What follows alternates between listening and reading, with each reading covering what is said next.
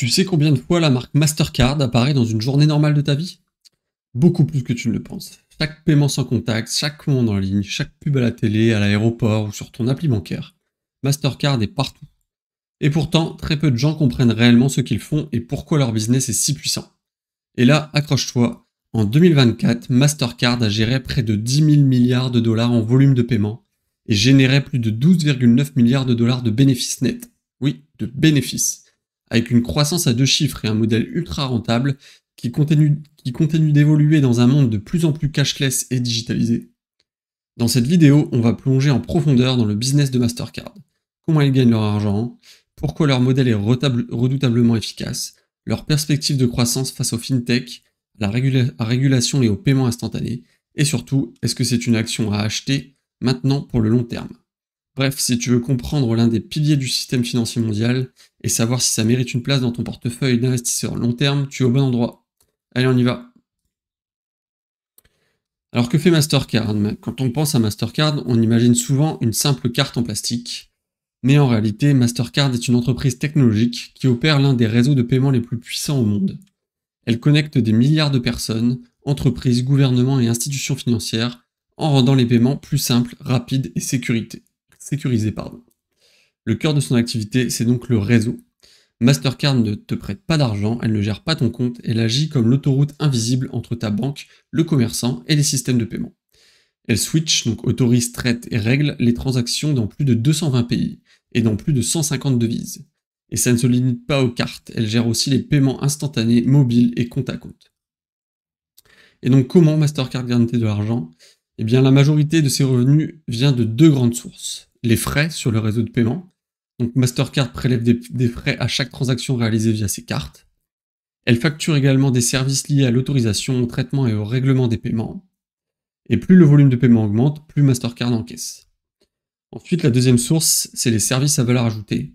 Donc tout ce qui est sécurité et lutte contre la fraude, analyse de données et conseils aux entreprises, programme de fidélité pour les banques, ou encore solutions de paiement B2B, donc carte virtuelle, automatisation des paiements, etc. Donc en 2024, Mastercard a généré 28,2 milliards de dollars de chiffre d'affaires, dont une part croissante provient de ses services technologiques hautement rentables.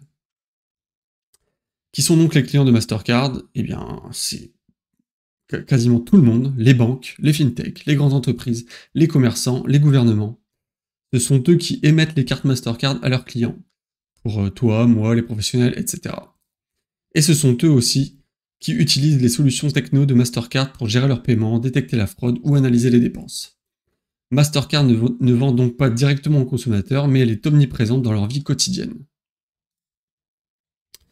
Ensuite, quel est son modèle économique?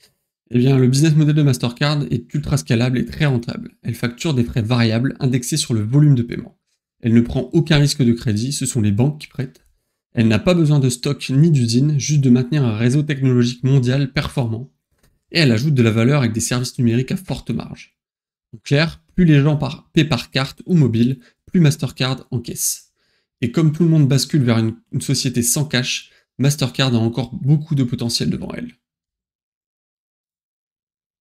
Au niveau de sa santé financière, eh bien, Mastercard est clairement une machine à cash. On va décortiquer tout ça. Donc Mastercard, c'est le genre d'entreprise qui coche toutes les cases d'un modèle ultra rentable, avec une croissance solide, des marges impressionnantes et une situation financière ultra saine. Niveau croissance, en 2024, Mastercard, comme je l'ai dit précédemment, a généré 28,2 milliards de dollars de chiffre d'affaires, en hausse de 12% par rapport à 2023. Et ce n'est pas juste de l'inflation ou un effet de change. Le volume de paiement a explosé avec près de 10 000 milliards de dollars de transactions traitées sur le réseau, plus 18% par rapport à l'année précédente. Les transactions transfrontalières, très rentables pour Mastercard, ont aussi bondi de 11%. Bref, les gens paient plus souvent et dans plus de pays. Et Mastercard est au centre de tout ça. Niveau rentabilité, c'est exceptionnel. En 2024, le bénéfice net de Mastercard atteint 12,9 milliards de dollars, en hausse de 15% par rapport à l'année précédente. C'est presque 46% de marge nette, un chiffre rarissime même pour les big tech. Et si on regarde les marges opérationnelles, la marge brute est extrêmement élevée grâce à des coûts variables très faibles, et la marge opérationnelle est autour de 57%, preuve de l'efficacité du modèle. Ce qu'il faut retenir donc, c'est que chaque dollar qui rentre dans la machine Mastercard se transforme, se transforme très efficacement en cash. Au niveau de la dette, eh bien, c'est une entreprise solide comme un roc. Mastercard génère 11 milliards de dollars de cash flow opérationnel. Et surtout, elle n'a aucune dette qui inquiète. Elle a même racheté pour 14,8 milliards de dollars d'actions en 2024 et versé 2,4 milliards de dividendes. Ça veut dire quoi? Eh bien que Mastercard génère tellement de cash qu'elle peut rémunérer ses actionnaires généreusement sans mettre en danger sa croissance. En résumé, Mastercard a une croissance à 2 chiffres, a des marges parmi les plus hautes du SP500, a une trésorerie solide et une politique actionnariale généreuse, et enfin elle a zéro dépendance à la dette. Et donc c'est vraiment une véritable machine à cash. Niveau concurrence, contre qui Mastercard se bat? Eh bien, dans l'univers des paiements, forcément, la concurrence est sévère, agile et souvent bien financée. Donc au niveau des concurrents, euh, on peut noter 4 grands réseaux de paiement donc dans lequel Mastercard évolue. Et donc on peut noter Visa, société sur laquelle j'ai fait également une analyse il y a 15 jours. Vous pouvez la retrouver dans les vidéos de ma chaîne. Donc Visa, qui est le numéro 1 en volume, Mastercard qui est second, et ensuite on retrouve American Express et UnionPay qui est très présent en Chine. À eux seuls, Visa et Mastercard dominent les paiements par carte dans le monde entier.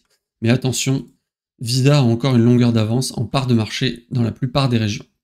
Ce qui distingue Mastercard, c'est une innovation rapide, avec des paiements tokenisés, l'intelligence artificielle, la cybersécurité, par exemple. Ensuite, également avec une diversification accrue vers les services à valeur ajoutée. Également une forte présence dans les paiements transfrontaliers qui sont très rentables justement pour Mastercard. Et enfin, un positionnement très solide sur les nouveaux canaux, donc les wallets, paiements en temps réel, B2B, etc. Ensuite, on peut également noter qu'il y a d'autres rivaux très sérieux, que la bataille ne se joue pas uniquement entre Mastercard et Visa, elle s'étend au-delà à des réseaux domestiques. Donc, par exemple, des cartes bancaires en France, enfin des cartes bancaires qui sont vraiment spécifiques à chaque pays. Donc, ces réseaux domestiques gagnent en puissance, surtout avec l'appui des gouvernements. Ensuite, on a les systèmes de paiement instantanés, qui sont peu coûteux, ultra rapides et hors circuit carte. Et pour le coup, c'est une vraie menace à long terme pour Mastercard et même pour Visa donc. Ensuite, on a les fintech, comme Revolut, Stripe, Square, etc., qui créent leur propre rail de paiement et souvent plus flexibles et innovants. Ensuite, on peut également noter les wallets digitaux, donc Apple Pay, Google Pay, PayPal. Donc eux captent l'utilisateur final directement tout en s'appuyant sur le réseau Mastercard pour l'instant, mais ils pourraient utiliser leur propre réseau. Et enfin, on peut également noter les crypto-monnaies et les stablecoins, qui sont encore marginaux, mais avec un potentiel disruptif énorme si les régulations les encadrent mieux. Mais malgré toute cette concurrence, Mastercard reste vraiment difficile à détrôner, puisque Mastercard garde plusieurs avantages stratégiques. Le plus important, une infrastructure mondiale déjà en place. Ensuite, une reconnaissance de marque immense, des partenariats bancaires solides partout dans le monde, un écosystème interopérable et résilient, et une forte capacité à innover et s'adapter. Et surtout, elle ne dépend pas que des cartes. Mastercard développe aussi des solutions pour les paiements de compte à compte, les remises internationales et les services de données, cybersécurité, open banking, etc. Niveau du secteur, au niveau croissance du secteur, donc c'est en forte expansion. Le cash continue de reculer partout dans le monde. Le e-commerce ne cesse de progresser. Les entreprises digitalisent leurs paiements B2B. Et de plus en plus de gouvernements poussent pour l'inclusion financière via le numérique.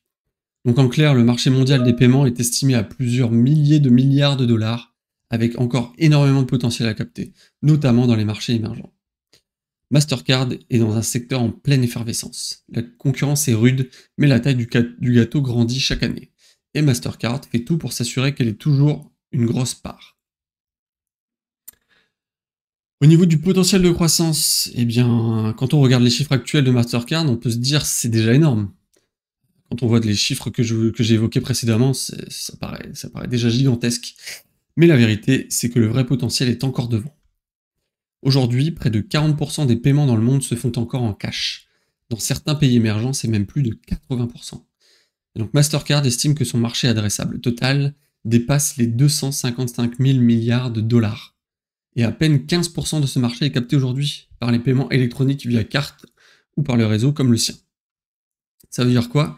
Eh bien qu'il y a encore des milliers de milliards de dollars à digitaliser dans les années à venir.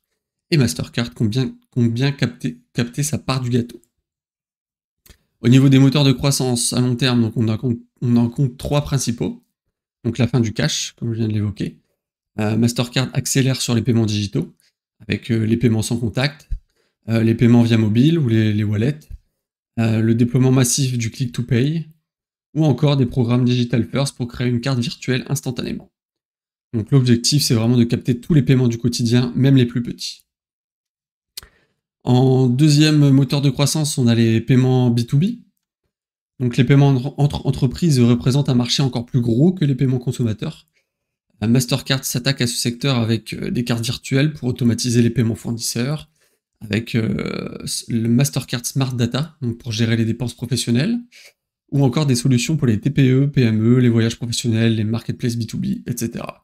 Et avec la plateforme Mastercard Move, elle facilite les transferts d'argent internationaux entre entreprises, consommateurs et gouvernements. Et enfin, le troisième moteur de croissance, ce sont les services technologiques à forte marge. Mastercard, ce n'est pas juste un réseau de cartes, c'est aussi une entreprise tech qui vend des services de sécurité, d'analyse de données, de cybersécurité, de fidélisation et d'open banking, etc. En 2024, ces services ont connu une croissance à 2 chiffres. Et avec l'acquisition de Recorded Future et le lancement de Decision Intelligence Pro, Mastercard renforce ses capacités en intelligence artificielle pour lutter contre la fraude. Donc voilà une explication des trois moteurs de croissance pour le futur de Mastercard. Maintenant, qu'en pensent les analystes dans tout ça? Eh bien, les projections restent vraiment optimistes. On parle d'une croissance du chiffre d'affaires autour de 10 à 12% par an sur les prochaines années, des marges qui vont rester très élevées, et un free cash flow qui continue d'augmenter, permettant le rachat d'actions plus le versement de dividendes. Bref, tout est en place pour une croissance régulière sur le long terme. Mastercard est loin d'avoir atteint son plafond. Le potentiel est immense, avec la fin du cash, l'explosion des paiements en ligne et mobile, l'émergence de nouveaux usages B2B et des besoins croissants de cybersécurité et d'infrastructures de paiement modernes. Et Mastercard a déjà les outils, la technologie et le réseau pour en profiter à grande échelle. Maintenant, qu'est-ce qui pourrait mal tourner pour Mastercard? Eh bien, Mastercard coche beaucoup de cases, croissance, rentabilité, innovation, etc. Mais aucune entreprise n'est sans risque, et encore moins dans le secteur des paiements ultra régulés et très concurrentiels. Donc voici une liste des principaux dangers à surveiller en tant qu'investisseur long terme. Donc le premier, c'est la régulation, qui est de plus en plus stricte. Mastercard évolue dans un environnement très encadré, et ça ne va pas s'alléger. Parmi les risques réglementaires identifiés dans leur rapport annuel 2024, on a par exemple l'encadrement des frais d'interchange, donc c'est ce que les commerçants paient pour chaque paiement. Ensuite, on a les restrictions sur les données utilisateurs, donc confidentialité, open banking, etc. Et enfin, les pressions politiques et réglementaires pour favoriser des réseaux de paiement locaux, et non plus internationaux, et notamment américains, puisque Mastercard et Visa sont américains. Et donc si les gouvernements limitent ou interdisent certains frais, cela peut réduire les marges de Mastercard, surtout sur les transactions transfrontalières qui sont très rentables. Le deuxième point, c'est une concurrence qui s'intensifie. Donc comme on l'a vu avec Visa, American Express ou UnionPay, mais aussi avec les fintech, avec Stripe, Square et Revolut par exemple, avec les paiements en temps réel, avec les wallets comme Apple Pay ou Google Pay, et enfin avec les infrastructures publiques ou des monnaies numériques des banques centrales qui sont actuellement en pourparlers, donc les fameuses CBDC. Donc Mastercard reste un acteur solide, mais le gâteau est de plus en plus convoité et certains nouveaux venus proposent des solutions plus souples ou moins chères. Enfin, troisième point, c'est la vulnérabilité au choc macroéconomique. Parce que même si son business est mondial et diversifié, Mastercard reste exposé au cycle économique. Moins de consommation égale moins de paiement égale moins de revenus. Donc en cas de récession, les volumes peuvent chuter, en particulier sur les achats internationaux, donc tout ce qui est tourisme ou e-commerce, ou encore dans les dépenses des entreprises.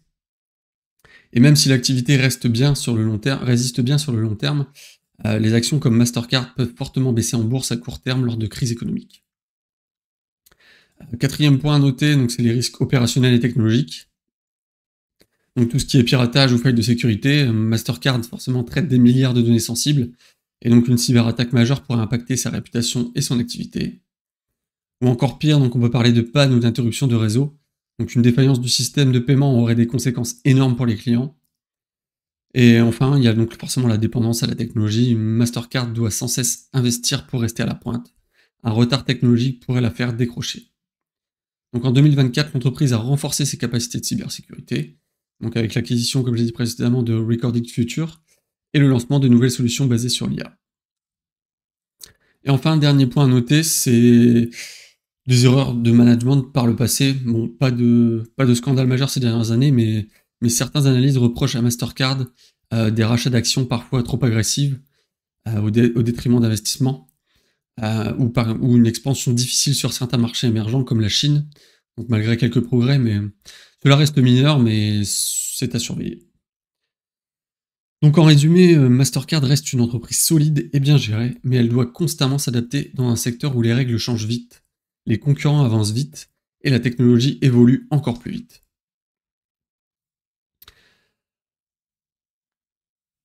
Donc pour conclure sur Mastercard, donc après l'avoir étudié au peigne fin, donc une chose est claire, c'est que Mastercard est une entreprise de qualité exceptionnelle.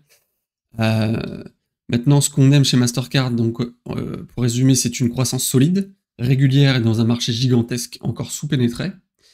C'est un modèle économique ultra rentable, avec plus de 45% de marge nette, une position dominante dans un secteur indispensable à l'économie mondiale, une diversification intelligente vers les paiements B2B, les services tech et la cybersécurité, une capacité à innover, s'adapter et générer du cash même en période de turbulence. Donc Mastercard est clairement une valeur de long terme taillée pour les portefeuilles buy and hold. Maintenant, il y a quelques points surveillés. Donc les points principaux sont une réglementation de plus en plus intrusive, notamment sur les frais d'interchange, une montée en puissance des paiements en temps réel, wallet et solutions publiques, qui accentue la concurrence dans le domaine. Et enfin, le dernier point, c'est une valorisation qui peut parfois être élevée, rendant le timing d'achat hyper important. Justement, on va s'attarder maintenant sur la valorisation de Mastercard. Donc au moment où je tourne cette vidéo, Mastercard se traite autour de 35 fois ses bénéfices. Donc c'est clairement pas donné, mais c'est le prix d'une entreprise de qualité qui propose une magnifique courbe de croissance. Mastercard prévoit une croissance de ses bénéfices par action de l'ordre de 14% pour 2025. Donc historiquement, quand on regarde les chiffres, Mastercard devient attractif autour de 32 fois ses bénéfices futurs. Donc en étant prudent et en prenant une estimation de croissance de l'ordre de 12% et un multiple de valorisation de 32, on arrive sur un prix cible de 460 $ pour un premier achat long terme, ce qui offrirait donc un rendement estimé supérieur à 10%. Mais attention, ce genre de qualité ne se paye presque jamais à prix cassé. Et revenir sur 460 $ pour Mastercard, c'est pas garanti. Donc en résumé, Mastercard, c'est une entreprise exceptionnelle, dans un secteur en pleine expansion. Elle mérite une place stratégique dans un portefeuille long terme, mais il vaut mieux l'acheter au bon prix ou progressivement en DCA si tu veux t'exposer sans timing parfait. Et si tu détiens déjà des actions Mastercard, tu peux sereinement conserver ta position. C'est le genre d'entreprise à renforcer par palier sur le long terme, à condition de ne pas surpayer. Et si tu n'es pas encore investi, l'idéal est d'attendre à un point d'entrée plus favorable, vers 460 $ et moins si possible. Donc je te remercie d'avoir regardé cette vidéo jusqu'à la fin, on se retrouve très vite pour la suite. Si ce n'est pas encore fait, abonne-toi. Et si tu veux un guide complet pour commencer à investir, j'ai un cours gratuit par email qui t'explique tout en détail. Le lien est en description. Allez, on se retrouve très vite pour la suite.